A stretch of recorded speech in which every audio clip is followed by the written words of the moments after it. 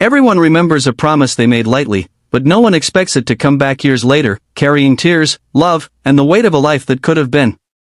I still remember the day she stood in front of me, eyes trembling, voice cracking, saying words I never thought she still remembered. "You promised to marry me when I grew up."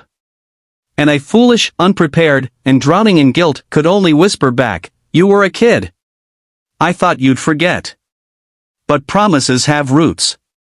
They grow in silence, in distance, in pain, and sometimes, in love. And this is where everything truly began. I met Alina when she was 8, and I was 18, barely an adult myself, juggling a part-time job, trying to save my family from drowning in debts. Alina lived next door, a little girl with messy braids and eyes too big for her small face. She followed me everywhere, calling me hero because once, I rescued her kitten from the rooftop. People laughed when she declared she'd marry me someday, and I laughed too.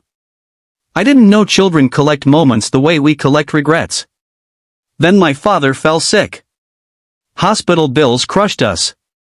I left town to work in the city, promising I'd come back when things got better. Before I left, Alina grabbed my hand, tiny fingers gripping like she wanted to stop time itself, and made me swear I'd marry her when she grew up. I said yes, not because I meant it deeply, but because I wanted her to smile as I left. I didn't think a child could carry a promise like a treasure. Years passed. I worked, struggled, survived. Life hardened me. My father recovered. My mother aged overnight. I sent money home every month, but I never visited. Not because I didn't want to, but because the shame of not becoming the man I promised to be kept me away. I thought everyone had moved on. I thought the little girl next door had forgotten me. I returned to my hometown 12 years later, carrying nothing but exhaustion and a small suitcase.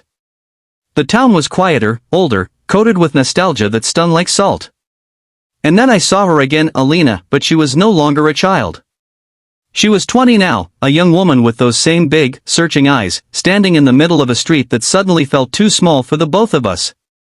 She looked at me like she'd been waiting at the same spot all these years. "You came back," she said, voice soft but unshakable. I smiled awkwardly. "Yeah, after a long time." "You promised," she whispered. "You promised to marry me when I grew up." I laughed nervously, not because it was funny, but because reality cracked something inside me. She wasn't joking. She wasn't teasing. She wasn't acting out childhood fantasies. She stood there, trembling, like someone terrified of being abandoned again. "You were a kid," I said gently. "I thought you'd forget." Her jaw tightened. "I didn't forget. Because when people leave, I remember everything."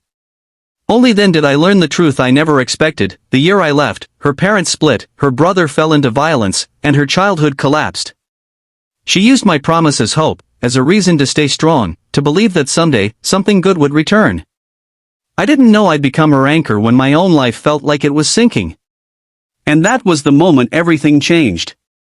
Because in her eyes, I saw a story waiting to be completed. In mine, she saw someone who feared he didn't deserve her loyalty. I didn't know how to answer her. I didn't know how to mend years of absence. But life doesn't wait for clarity. It pushes you forward, ready or not. And that night, when I went home, my mother said something that shook me. "She waited for you, son. Longer than anyone should wait for someone who never wrote back." For the first time, I realized this wasn't a story about a childhood promise. This was about what promises become when life tests them. And Chapter 2 is where destiny asked me to choose. Chapter 2, No Heading. I spent the next morning standing outside the place where Alina worked, a small community library her family helped rebuild after the divorce shattered their home. I watched her through the window as she arranged books, helping children with homework, smiling without letting her sadness show. She had grown into someone strong, kind, and brave. Someone who carried the weight of her past quietly. Someone who deserved more than an apology. When she finally stepped outside, she didn't look surprised to see me. "You came," she said, like she had expected nothing less. "I need to talk," I said, heart pounding. She folded her arms. "Then talk." But I couldn't start with explanations. I started with honesty. I didn't know you waited, I said softly. I didn't know you held on to that promise. My life felt broken, and I didn't think I should come back until I fixed myself. Her voice cracked. And you expected me to stay untouched by life? Do you know what it's like to keep believing someone will return? Do you know how many times I defended you when everyone said you'd forgotten us, forgotten me? I didn't speak. Her pain poured like rain, quiet but unstoppable. I was a kid, she continued, but I wasn't stupid. You were the only stable thing in my life then. When everything fell apart, your promise became the only thing I trusted. Maybe it was childish, but it kept me from giving up. She wiped her tears and laughed shakily. Funny, isn't it? I grew up waiting to be old enough for a promise you never remembered. Something inside me broke, not because I owed her marriage, but because I owed her truth. I didn't forget you, I said. I forgot myself.